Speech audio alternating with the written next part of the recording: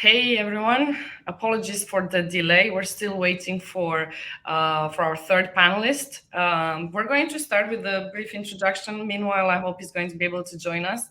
So welcome to our panel. I'm super excited to be here. For the next 45 minutes, we'll be talking about cross-border data exchange in China. My guests today are Dr. Yang Ji. He's the CEO from LiangDao, which is a software specialist and system solution provider in the field of LiDAR sensors.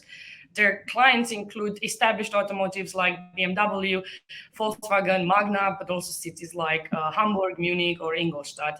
He's received his PhD in computational modeling and simulation from Technical University of Munich. And yeah, I'm super happy to have you here. Thanks for joining. Thank you for invitation. Professor Dr. Engineer Erik Krempel is teaching at Hochschule München University of Applied Sciences. He studied computer science at the University of Karlsruhe, and after he's received his diploma, he joined Fraunhofer as a researcher, where he worked in the field of data protection in smart video surveillance. And I'm going to introduce our third panelist. Fingers crossed he's actually going to join. We're now waiting for Todd Liao, who is a partner at Morgan Lewis and Bocuse. Yeah, there he is. Look at this, Todd. Hi, everyone. Introducing. Perfect timing. So Todd Liao is a partner at Morgan Lewis and Bocuse. He's got a vast amount of experience in data privacy, data protection, and cybersecurity. He's been working with various multinational companies on the issues of personal information protection, privacy policy, data localization, most importantly, cross-border data transfer, but again, emergency response to data breaches, data compliance, due diligence, and other strategic data compliance issues in M&A. So welcome, Todd. I appreciate it's super early where you are now. Thank you so much for joining us. Yeah, I'm Andrea Mandial. I'm the head of marketing here at Brighter AI, and I will be your moderator today. Brighter AI is a privacy technology company based in Berlin, and we provide image and video anonymization solutions based on state-of-the-art deep learning technologies. With our solutions, companies in various industries mitigate their liability and the risk of being fined. They increase their capacity, the capacity of their internal teams. They improve their time to market, and they push innovation. Now, going back to our topic, I think it's safe to say that China has recently gained prominence in terms of its privacy and security legislation. And if you look in the past 5 years, I think there's like three major pieces of legislation that have been promulgated, like the cybersecurity law in 2017. Then in 2021, we have the data security law, but also the personal information protection law, or the PIPE. Now, one common area of interest arising from all these three pieces of legislation is how cross-border data transfer will be addressed and implemented, and how this affects businesses all around the world. Businesses that have something to do with China, of course. Now, this summer, there were further additions made, like the certification framework for cross-border data processing. Then there was the draft provision on the standard contract for personal information cross-border transfer, which basically introduces the standard contractual clauses for public consultation. And last, Cybersecurity Administration of China released the measures for security assessment of cross-border data transfer, which already took effect. Now, based on this very short intro, I think it would be interesting to start with sort of the cross-border data transfer when it comes to China. Like to have a brief introduction, maybe from Todd. We prepared a few other questions. I hope we'll have time to go over all of them. But let's start with the basics, with the overview. So Todd, could you start? Sure. Thank you, Andrea. First of all, just want to make sure, can everybody hear me? Yes. Okay. Thank you. All right. So, like Andrea, thank you so much, for putting up this very helpful background introduction. I think indeed China's privacy law regime has a big focus on the administration or the regulatory restrictions, if you will, on cross-border transfer of data, personal information, and other type of sensitive data that the Chinese government deemed as "quote unquote" important data, because it's believed to not only have these kind of data, is believed to not only going to impact individuals' personal privacy rights, but also there's potentially national security or public interest implications. So right back to the new regulation, which is called the Measures for Security Assessment of Cross-Border Data Transfer. This new regulation took effect, as you said, in September 1st, 2021. And it's really sort of the primary regulation concerning how a private party can lawfully transfer data outside of China. There are three key pathways, if you will, that's kind of being set by this regulation, depending on whether you trigger a certain regulatory threshold. You'll be you then would potentially fall under different categories or one of the three different pathways. Number one is what we call government-led security assessment. The government here, the regulator here, means the CAC, the China, the Cyberspace Administration of China, the CAC. So it's really, under this pathway, you cannot transfer, data outside of China unless you've gone through a government-led security assessment. And there's a number of triggering points for you to trigger that government-led security assessment. Number one is that you are certified as what we call CIIO, or Critical Information Infrastructure Operator. The CIIO is a loosely defined term under the various Chinese regulation. It's basically meaning that companies that are engages in activities in important industries or fields such as public communication and information services, energy, transport, water, finance, public services, national defense, etc. So under this, Chinese government regulation called the Critical Information Infrastructure Security Protection Regulation, company, if a company or an organization, is designated as a CIIO, then legally speaking, it means that all of the data that a CIO is processing in China has to be locally stored in China, and therefore, if before they're allowed to transfer these data outside of China, they have to get government approval or government certification. So that's how the CIO operates. Like I said, the term is vaguely defined, but the government lists out I think 27 type of important industry sector. They're typically CIOs are typically reserved in practice, if you are a bank or if you are a major kind of transportation services company, or if you just operate in some of those more sensitive defense related industry, you're more likely to be certified as a CIO. In practice, a normal business operation generally should not be deemed as, for example, if you're just manufacturing of consumer goods products, if you're just a technology like software design company, etc., you're unlikely to be deemed as a CIO. Usually the government comes to knock on your door and give you a certificate instead of keep you wondering whether you are a CIO or not. So that's sort of the one of the key criteria to decide whether it triggers the so-called government-led security assessment.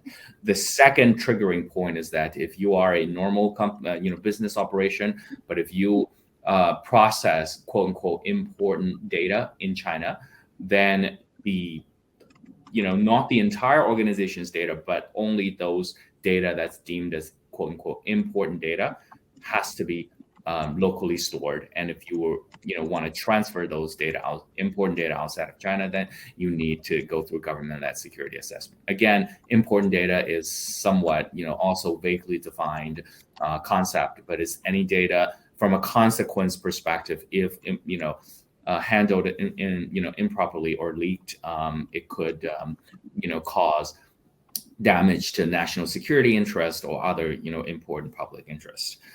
So in that sense, it's more of do you, as an organization, you typically need to review the type of data that you're processing in China, whether they're sensitive enough that rise to the level of having national security implications, or overall, it's strategically important to China. So it's really, these important data are not personal information per se. They're just sensitive data that Chinese government cares about. So that's the second triggering point.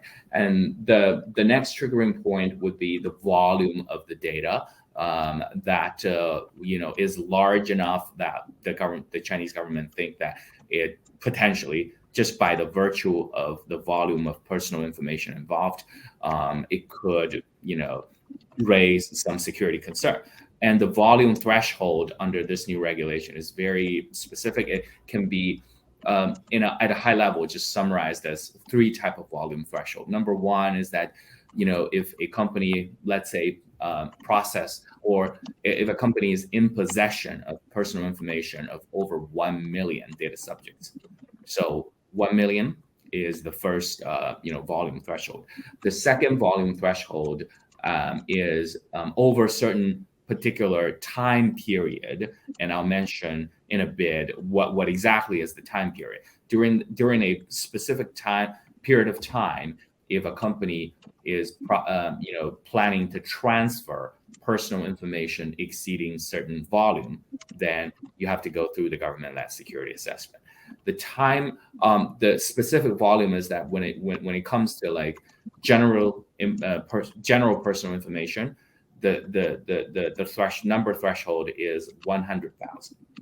So we're talking about if you're transferring more than 100,000 individuals' personal information, or if you're transferring 10,000 individuals' quote unquote sensitive personal information, meaning not the general information, but the information that can again, the law defines it as if leaked or improperly given access to, then it would cause serious damage to the data subject's own reputation or property interest, and other important economic interests. So the law gives an enumerated but non-exhaustive examples, like a person's ID number, bank account information, biometric data like facial recognition image, things like that, right? So essentially, to sum up, if you are a big volume-wise, regardless of the time period, then if you're handling over 1 million individuals, data. But if you're looking at specific time period, it's either 100,000 individuals general personal information, or 10,000 individuals sensitive personal information. And that specific time frame, then the government said that whenever you are evaluating that, from that time on, you look back to the January 1st of the previous year. So hypothetically, if we are evaluating as of today, December 15th, my time, in the US Eastern time, which is where I'm currently at. So December 15th, let's say, then of 2022, if you are conducting the evaluation as of today, then you look back to January 1st, 2021. So roughly about 2 years of time frame, which is, and then you calculate whether during this time period you have transferred, 100,000 individuals general personal information, or more than 10,000, individuals sensitive personal information. So again, depending on whether you are a CIO, whether you process quote unquote important data in China, or whether you have large enough volume of personal information, meaning the 3 threshold of either 1 million, data subjects personal information, or within roughly, maximum 2 years time period, whether you've transferred 100,000 personal information or 10,000 quote unquote sensitive personal information. So that would be the triggering point to decide whether, before you transfer any personal information or important data outside of China, whether you need to go to the government and go through a government-led security assessment. So that's one pathway. And then the second is that you don't, let's say that you don't fall under these threshold, then you can either choose to be certified by a government qualified third-party institution confirming that you have the necessary hardware and the correct policies and processes in place to ensure security of data transfer outside of China. Or you could choose essentially to sign what we call a standard contract clause with the overseas data recipients.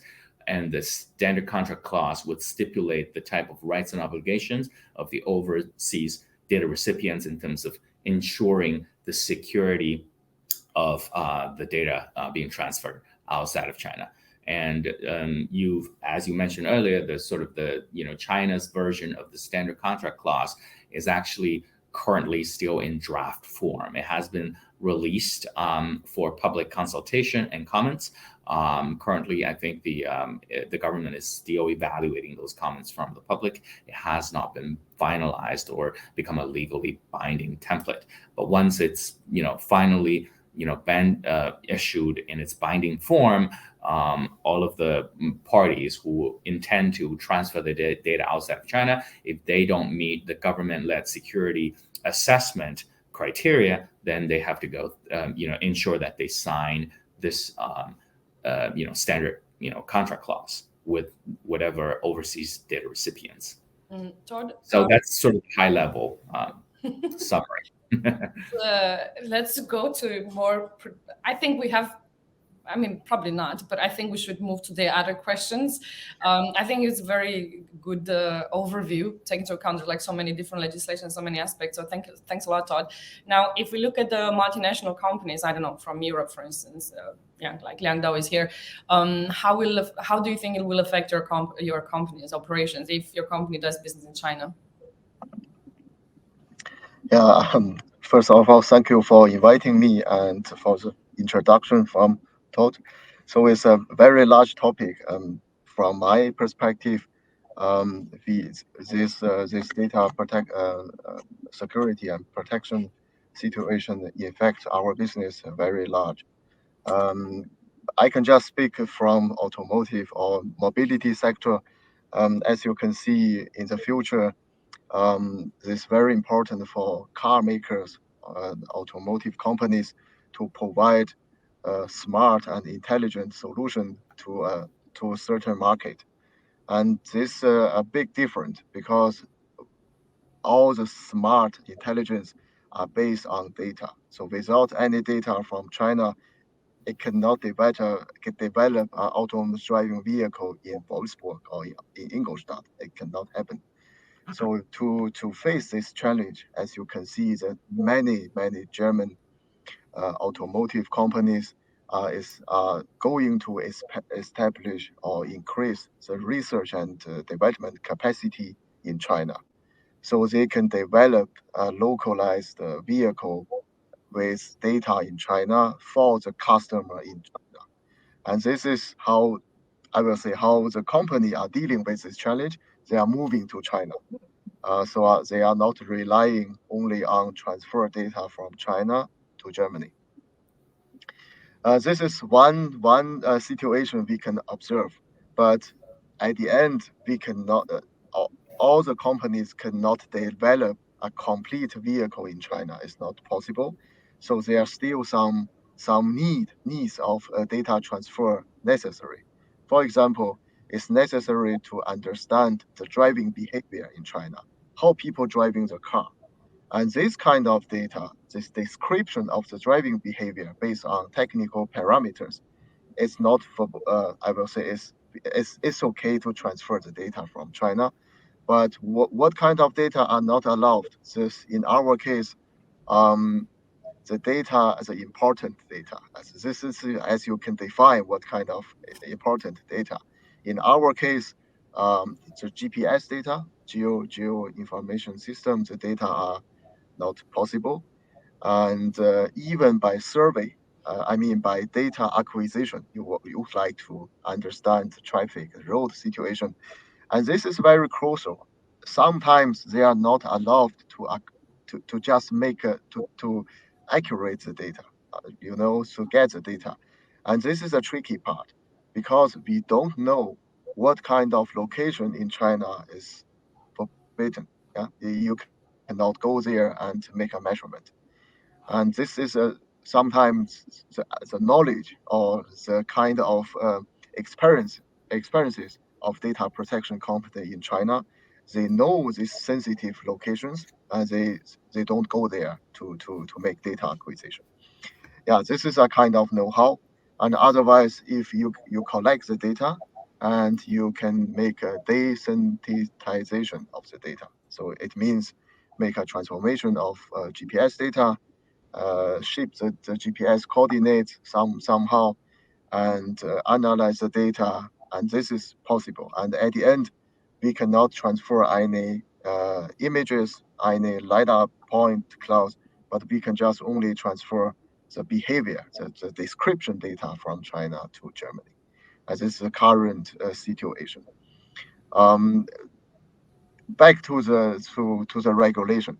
I think China is moving from different authority, different regulation to one centralized standard regulation. I think it's a development process there. As we can see, many years ago, we don't know that. Then comes the regulation one by one. I think in the future, we are more clear. The definition of important data, the definition of security data, it's not clear, I have to say. And I hope that the Chinese government will make more clear definition on that side. Yeah, but this is my experiences. People moving to China, making local development, and we have to take care what kind of data should be transferred to Europe, and according to the regulation. But in the mobility sector, I think there are very strong wish to have more clearance how we should develop artificial intelligence based on data for certain region in China and in Europe. Well, thank you for your input. I think, Erik, we talked a little bit about this vagueness, this we didn't know, was it on purpose or like what's going on with it? And I'm pretty sure that this unclarity is going to affect companies. What do you think about it? By the way, you can combine it with the previous question, like how does all this affect multinational? What's your take on it? Yeah, let me try to combine it. So to be fair, I'm a little bit biased. So I'm a privacy engineer, and my goal is to build systems with the least privacy impact and a given functionality. And I have seen especially the same thing that Yang has seen. We had a new regulation in Europe, and then a lot of companies have said, okay, this is really hard to comply with this regulation.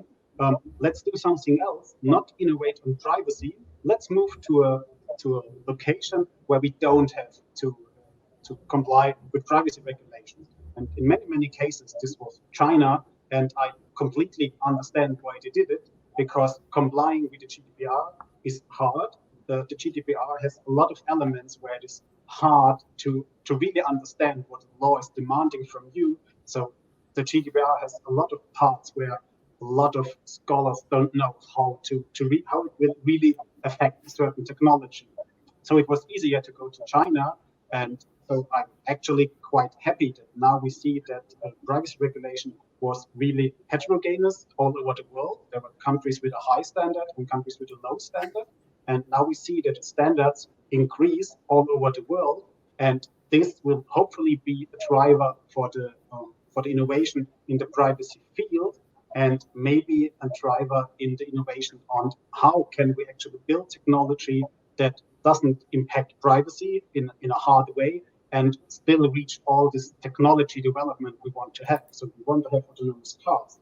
We want to have individual medical research applications where we need to process personal information data, but the solution should not be to go to a country where there is no law, but to build better technology that allows us to comply with the law and have new functionality we want to have.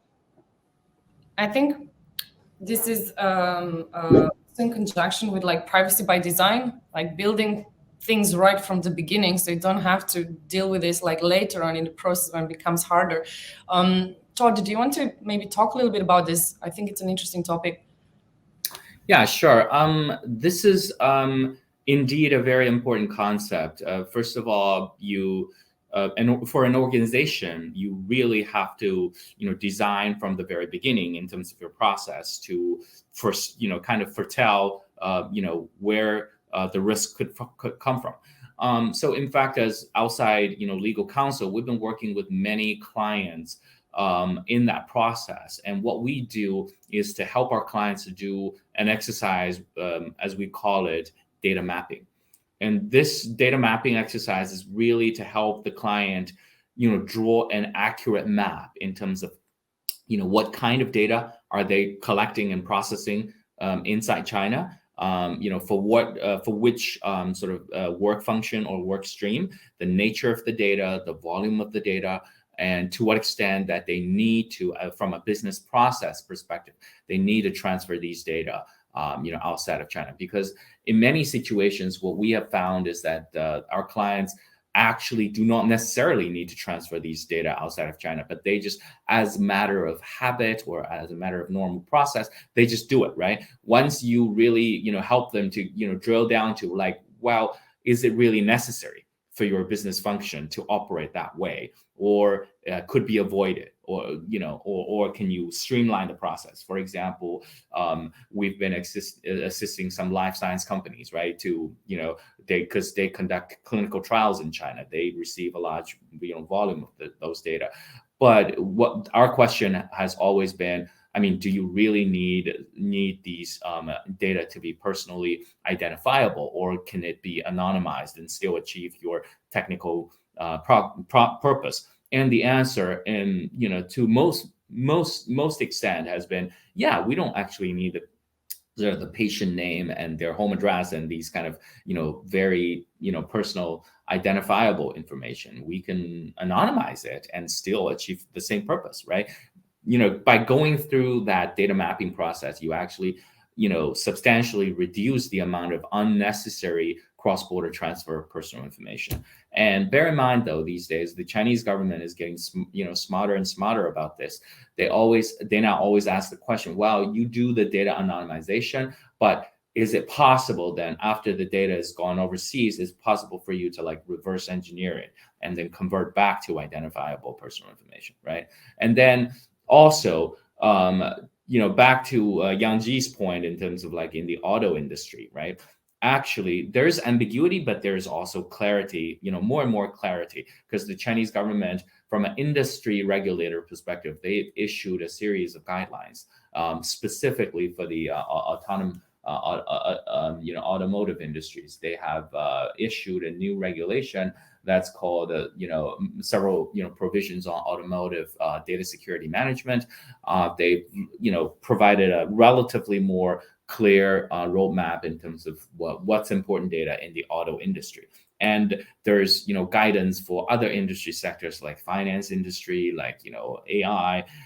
So gradually the Chinese government is providing more guidance in various industries in terms of what constitutes important data. Is it 100% perfect? No, but it's a working process. So what's important is in the spirit of privacy by design, it's really important for companies to start conducting this comprehensive data mapping process. It involves like sending a detailed questionnaire to different, all of the different departments and functions that handles data, asking them to respond, to quantify the data, to describe the data that they're processing, and then to collect all of those comprehensive data together, have the outside counsel review it. Do you meet the threshold or do you meet the legal definition for important data? If yes, how do you design your internal process to minimize those data? Or if it comes to a point where the volume threshold is triggered for government-led security assessment, then you probably have no choice to go through that process. Again, the process is not designed to like veto every attempt to do the cross-border data transfer. They just want to understand and evaluate the risk.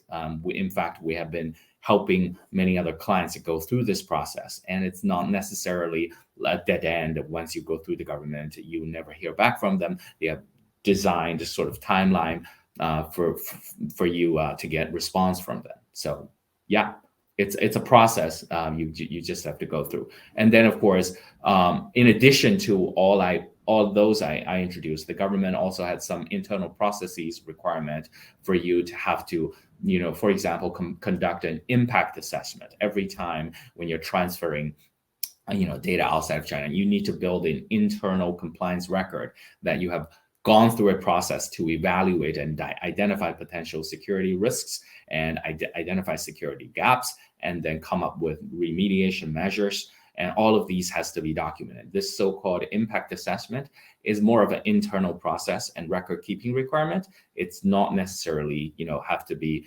reviewed by the government, but it's, you have to keep the record there. And in an annual certification process, you have to, file those internal record so that the government knows that you have an internal compliance process in place.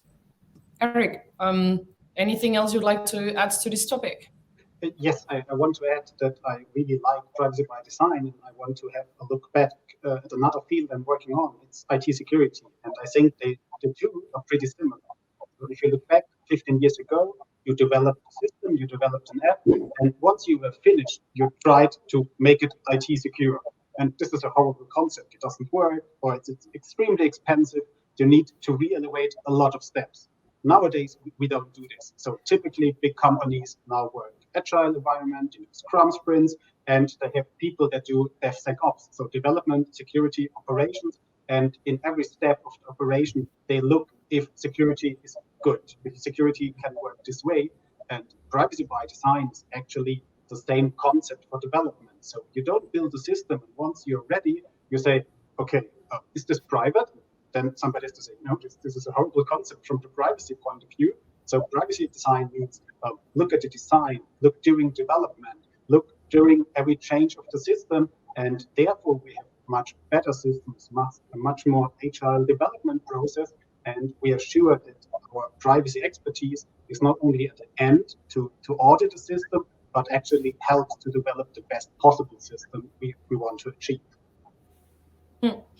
I know we talked a little bit about this, but if you look at innovation, do you think it's been stifled or it's still happening? Like how do companies react to these new legislation pieces? Maybe Yang, you can talk a little bit about it. What do you think? Have you seen innovative projects being like, nah, we're not doing this because we don't know how authorities in China will react, or like, what's your take on it? I think this technology trend is there. The digitalization is all data-driven services are set. We cannot change it. It's a global situation, and I think it because of the young generation, how you can say it, digital native. I don't think we can back to as we cannot live without digital innovation. This is in different industry areas the same. Also in the healthcare industry, they're talking about how to use this data to generate. As I think at the end in automotive industry is about how to provide more safety function. Autonomous driving is actually to release people by driving and provide more safety. By healthcare is about provide easy access for people who cannot visit a doctor far away. So I think this kind of advantage are there, and it generates a business. On the other hand side, I think the society is not. I will say that they have different people have different opinion.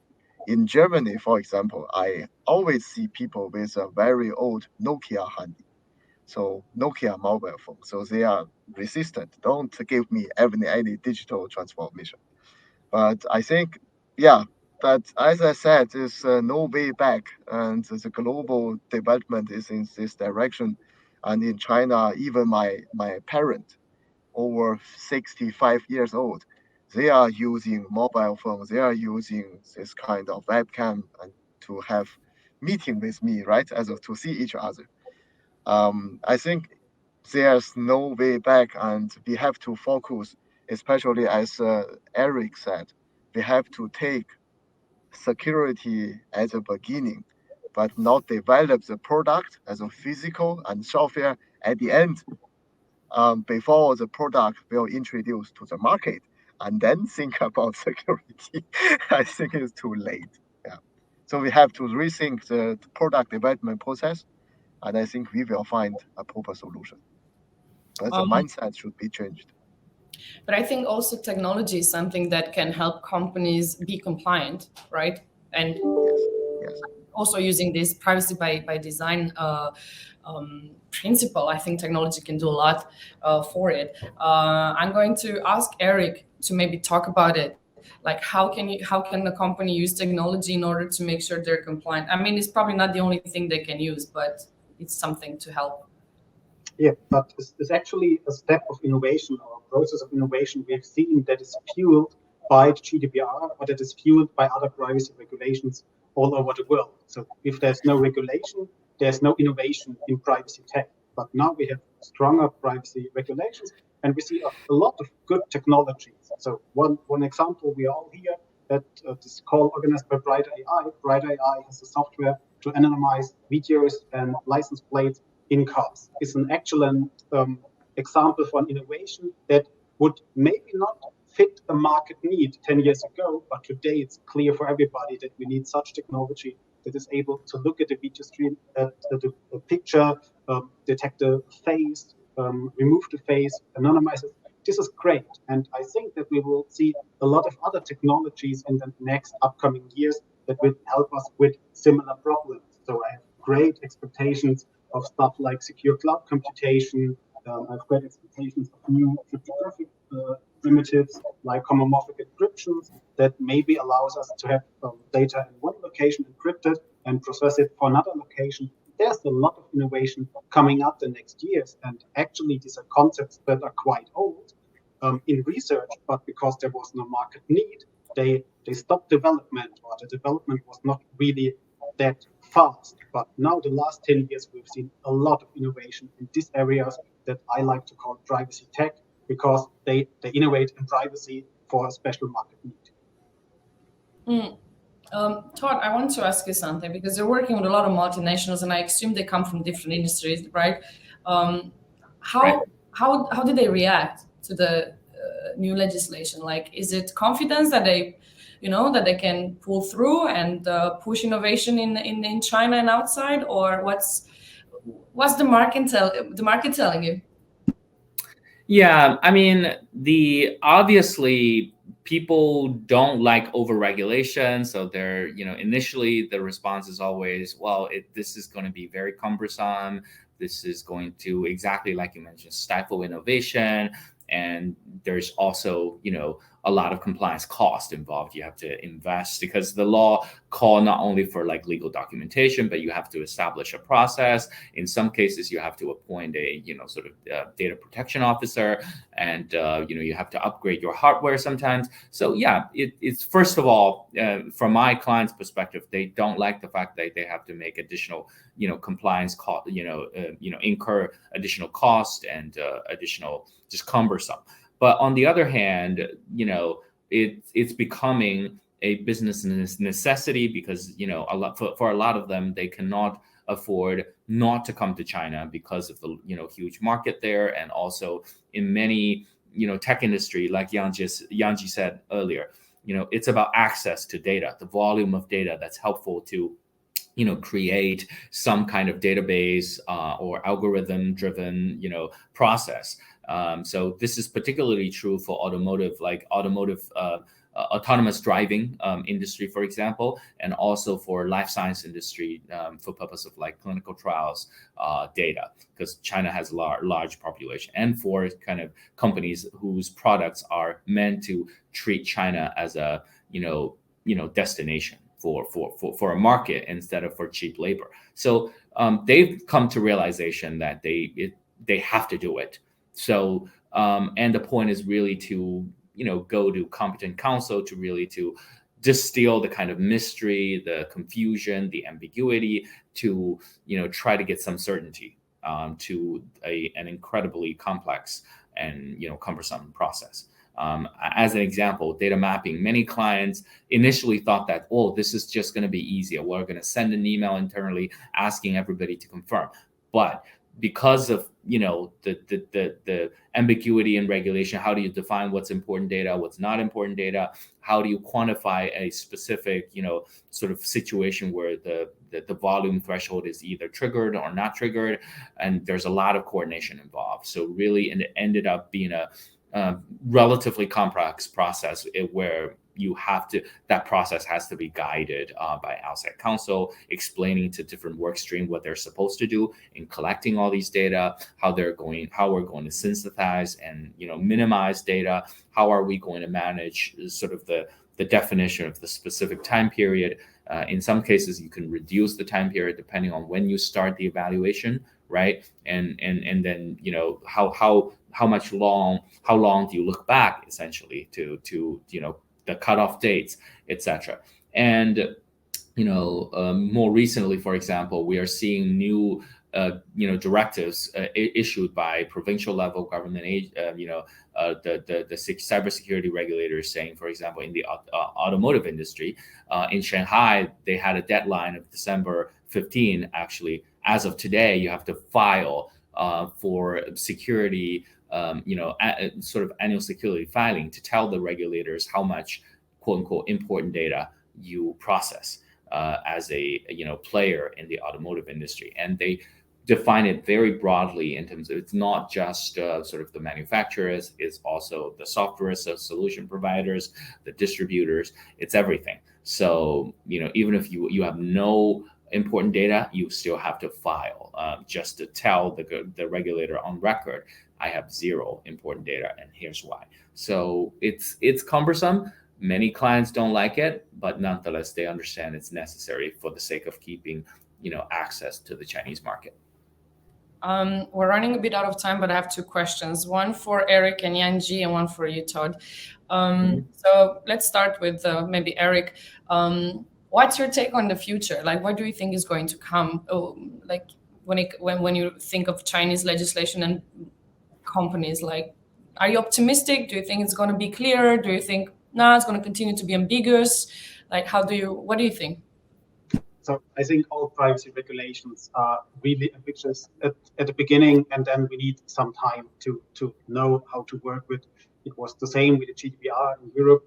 We have it now since like nearly 5 years, and it's still in some aspects unclear how to live with it. But the longer you live with it, the better it gets, the more you understand how to work with it. And I think the crucial part is if there's transparency, how the law is actually used, so that you don't use the law to let's say harm one company and other companies unharmed by it, but you need to be absolutely fair in actually using the laws against all companies in the same way. And I think then it will be a bright future because it's a good law, it's a similar law, from my perspective, but I'm not a lawyer, to the GDPR. So it's a law that actually tries to improve privacy, and improving privacy, I think it's a good thing if we look at the future where we'll have much more and really sensitive data, and we want to process it for all the good applications we see. So I'm a big fan of new regulations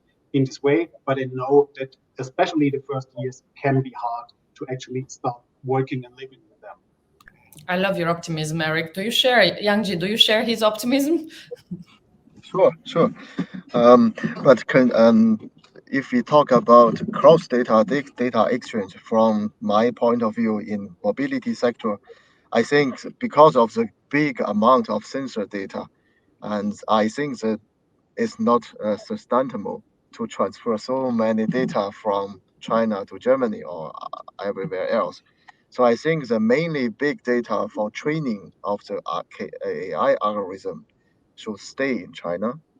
But for development of new methodology, new kind of AI network, and this kind of description data should come from China and deliver to I will say, the car maker in the world, because this kind of data is not part of the data security law, and it's very useful for global joint development.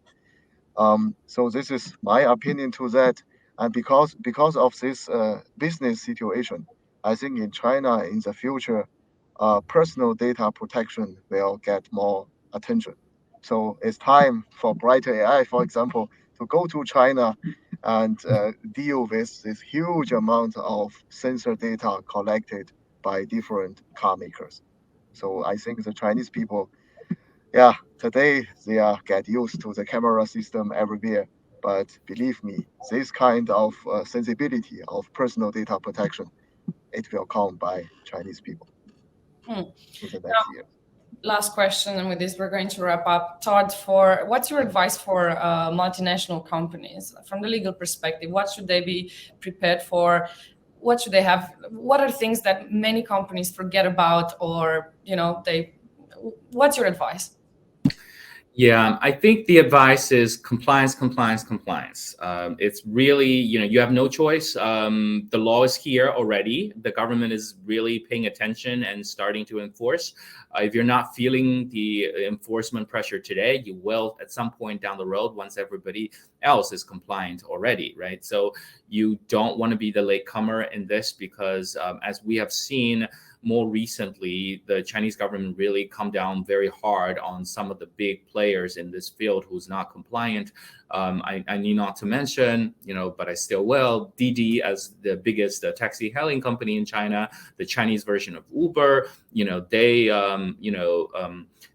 fall under this sword as one of the first ones. They were imposed with a big ticket fine of, I think, around $2 billion of fine because of their non-compliance in the data security law and also personal data protection law. At the time when the law just came out, they were trying to do a US IPO. The Chinese government said, please hold off the process until we do a security assessment of how much data you're processing and whether there's risk that these data is going to be handed over to the US regulator, which is not friendly to us.